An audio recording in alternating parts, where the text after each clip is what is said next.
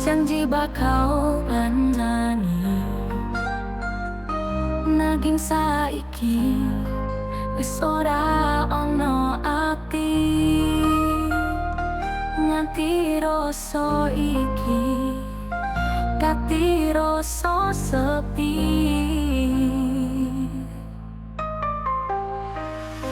Kabeh iki kelangan ati ora bakal bali, ati iki wis lali.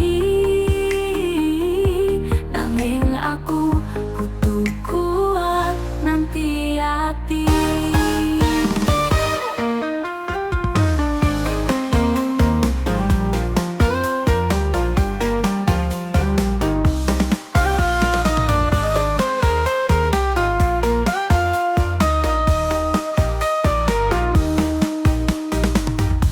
Mien kowe nyebar janji, saiki dadi sepi. Tresnaku wis mati.